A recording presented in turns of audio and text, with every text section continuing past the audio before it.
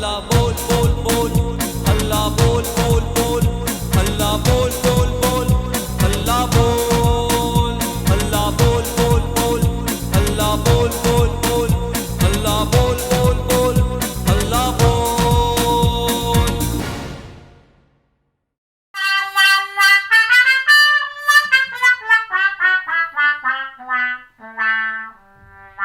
दोस्तों नमस्कार।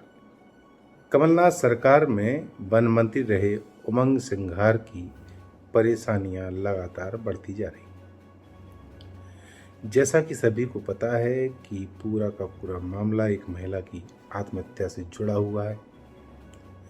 उक्त महिला पंजाब के अंबाला की रहने वाली सोनिया भारद्वाज है।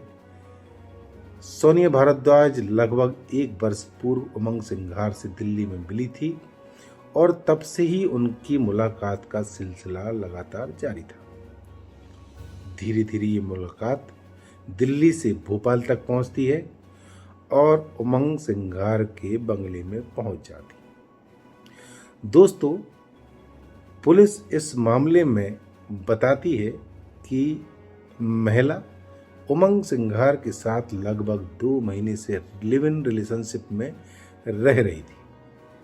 मैं हूं जितेंद्र कोठारी, आप देख रहे हैं बोल हल्ला, और इस मामले की विस्तृत जानकारी आज मैं आपको इस खबर के माध्यम से देने वाला हूं। दोस्तों, बात है 16 जनवरी 2021 की, जब पुलिस को ये सूचना मिलती है कि एक महिला ने उमंग सिंघार के बंगले में कमरे में पंखे से झूलकर आत्महत्या कर ली है।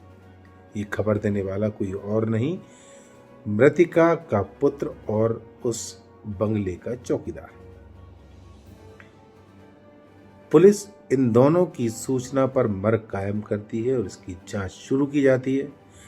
प्रथम दृष्टया जांच में पुलिस को महिला के कमरे से एक सुसाइड नोट मिलता है और इस सुसाइड नोट में महिला ने ये लिखा है कि वो अब और सहन नहीं कर सकती। उसको ऐसा लगने लगा है कि उमंग सिंघार का अब महिला के प्रति कोई रुचि या रुझान नहीं बचा है। वो जब भी भोपाल आती है, उमंग सिंघार ये चाहते हैं कि ये भोपाल ना आए। साथ ही अगर वो उनकी किसी भी सामान को टच करती है तो उनको बुरा लगता है। महिला आगे अपने पुत्र को संबोधित करते हुए ये भी लिखती है कि बेटा आर्यन, मैंने तेरे लाइफ को सेट करने के लिए पूरा प्रयास किया लेकिन नहीं कर पाई, इसके लिए माफ़ी चाहती हूँ। उमंग सिंघार को भी उन्होंने ये संदेश दिया कि मैंने तुम्हारे साथ बहुत एडजस्ट करने का प्रयास किया मगर ये नहीं हो पाया। खैर, इसके बाद पुलिस इस मामले की और जांच करती है। बंगले पर रहने वाले चौकीदार और अन्य लोगों के साथ साथ महिला के परिजनों के बयान भी लिए जाते हैं और जो जांच अधिकारी है वो पुलिस के आला अधिकारियों को अपना एक प्रतिवेदन प्रस्तुत करते हैं। इस प्रतिवेदन में बताया गया कि महिला और उमंग सिंघार के बीच लगभग 2 माह से लिव इन रिलेशनशिप के संबंध थे। दिसंबर 2020 में उमंग सिंघार और मृतक महिला सोनिया भारद्वाज के बीच रोका का संबंध किया गया था, जिसमें दोनों के परिवारजन सम्मिलित थे, यानी कि उनकी शादी भी निकट भविष्य में होने वाली थी, मगर ऐसा नहीं हो सका। महिला उमंग सिंघार को लेकर काफ़ी आशान्वित थी। महिला ये चाहती थी और उसको उम्मीदें थी कि अब वो अपनी लाइफ को सेटल कर पाएगी, लेकिन कहीं ना कहीं उमंग सिंघार का रुझान महिला के प्रति कम होता चला गया, उनकी रुचि कम होती चली गई और महिला इस बात की शिकार हो गई। उसको ऐसा लगने लगा कि अब उसकी लाइफ यहाँ पर भी सुरक्षित नहीं है और पुलिस ने इस पूरे मामले को दुष्प्रेरित होने का मामला माना और इसी आधार पर उमंग सिंघार के विरुद्ध महिला को आत्महत्या के लिए प्रेरित करने वाला मामला बताते हुए भारतीय दंड विधान की धारा 306 का आरोपी बना दिया।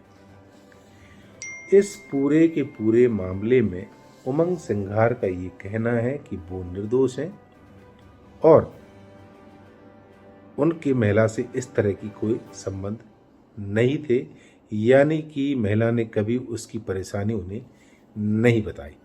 मीडिया से भी उमंग सिंघार ने बहुत संक्षिप्त चर्चा कर अपने आप को निर्दोष बताया।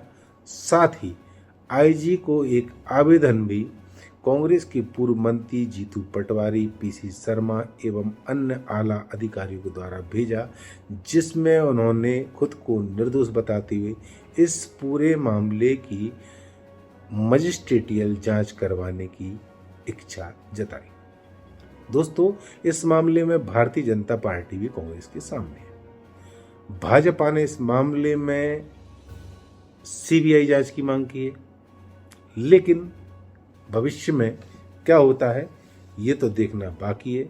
फिलहाल इतना जरूर है कि जो आवेदन उमंग सिंघार के द्वारा दिया गया, उस आवेदन में उन्होंने महिला के साथ किसी भी प्रकार के संबंध होने या ना होने का हवाला नहीं दिया। न ही महिला के परिजन इस तरह की कोई बात कर रहे हैं जिससे ये सिद्ध हो कि उमंग सिंघार दोषी है। लेकिन जिन शब्दों और जिन भाषा का प्रयोग महिला ने अपने सुसाइड नोट में किया है, उससे इतना तो तय है कि वो कहीं ना कहीं उमंग सिंघार से पीड़ित थी और उसको अपना भविष्य अब असुरक्षित नजर आ रहा था। उमंग सिंघार, जो कि कमलनाथ सरकार में वन मंत्री थे, इस पूरे मामले में महिला के अंतिम संस्कार में भी शामिल हुए और वहां पर उपस्थित उनकी माँ, महिला की माँ और उसके बच्चे से भी मिले। उन्होंने महिला की माँ को गले लगाया, ठाठस बताया और जन सामान्य को उनकी संवेदनाओं के प्रति अवगत कराने का प्रयास भी किया। दोस्तों, इस पूरे मामले में भारतीय जनता पार्टी और कांग्रेस अब आमने सामने है। महिला अपनी जान से हाथ धो बैठी है। पुलिस इस मामले में जांच में जुटी है। उमंग सिंघार को गिरफ्तार किया जा सकता है। आगे ये कहानी कहाँ मोड़ लेगी, इसे जानने के लिए हम थोड़ा इंतजार करते हैं।